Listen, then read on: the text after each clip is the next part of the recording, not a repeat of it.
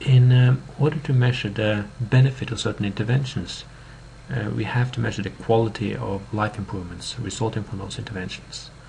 So the reason why you need to measure quality of life, why, is because we want to evaluate different interventions.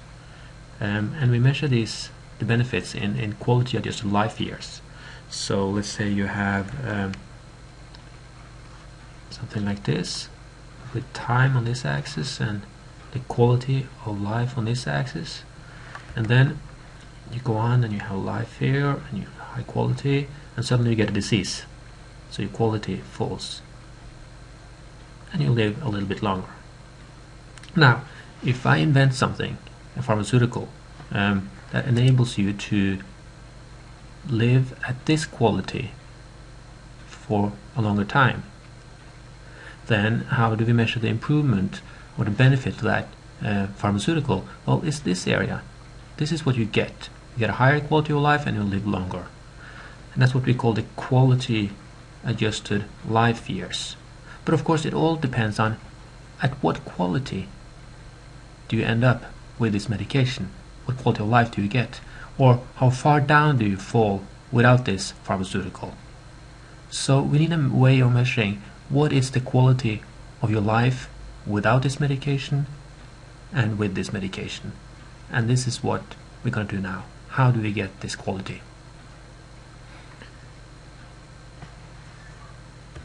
Okay, how? And essentially there are at least five methods. The first one is intuitive and simple. It's called the visual analog scale. And we simply ask people, on a scale from 0 to 10, where 10 is the best possible you can imagine, what is your health right now? Put across wherever your health is. It's there. So do you have hip problems and you on average cross out for 6? Well, then the quality associated with health problems like hip problems would be, and let's put it on a scale from 0 to 1, 0.6. That's the quality of your life then. And that's a simple method. There are more advanced methods. You could do something called the standard gamble. And in the standard gamble you have a choice between A, do nothing, and then you continue to live in whatever quality of life you have for the rest of your life, or B, you take a risk, you gamble, and that's why it's called standard gamble. And then what you essentially gamble on is, if I do this intervention, then I might end up with perfect health. That's QP, perfect health. That's essentially 1. That's the best health you can imagine. I end up with QP, that's a possibility. The probability of doing that, let's say that's P. Or I could end up with dying. That's the worst possible health. Q worst. Let's say that's 0. Okay? The probability of dying actually in this intervention would be 1 minus P. Now, how can this reveal the goodness or the badness of your health? Well, the more willing you are to take a risk, the higher or the worse the disease is.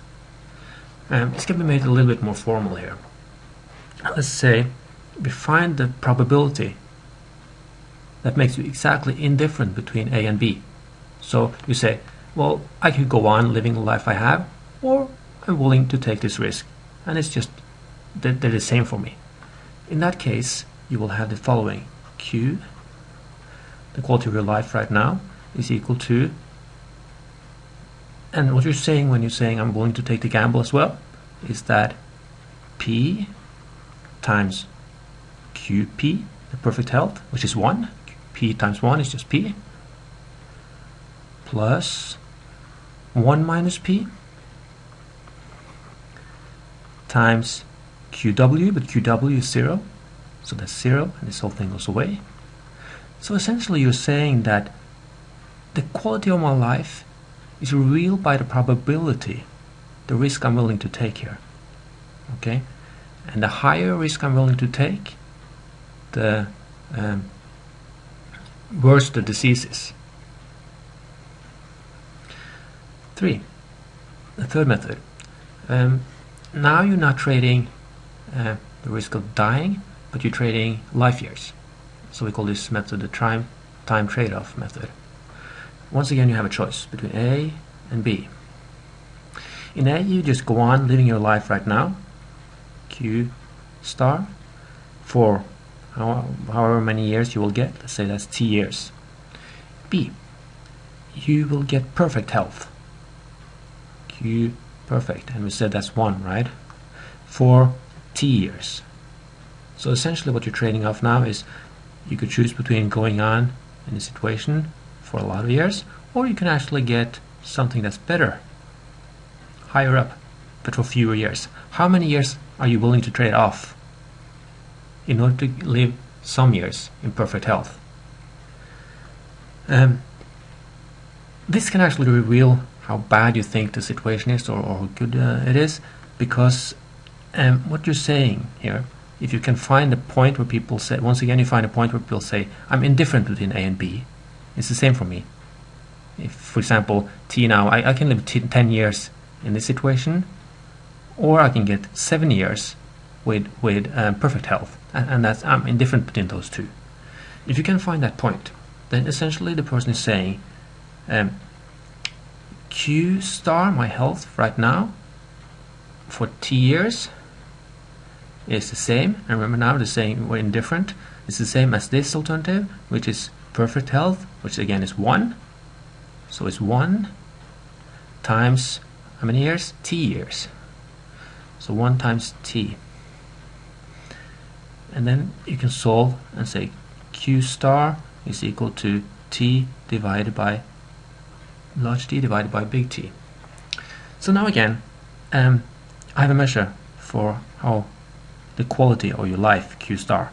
I can take the number of years you're willing to live in that situation, the perfect situation, and divide it by the number of years you expect to live with your current situation. So for example, let's say I'm willing to 9 years as being blind would be the same as 10 years. No, I'm willing to have a choice between 10 years as blind and 9 years in perfect health and perfect eyesight. And I'm indifferent between those two options, living 10 years as a blind and 9 years with perfect eyesight. So I'm giving up 1 year in order to see. If that's the case, then the quality of your life as blind is 9, because that's small t, divided by 10, 0.9. Okay, now there are some other methods as well. You can actually make people choose between sacrificing one person and getting treatment to a lot of other people. I may call this the person trade-off method. I'm not going to go into that. I'm just going to mention the fifth and last method, which is you could call it just multi-attribute scale or different instruments. Multi-attribute scale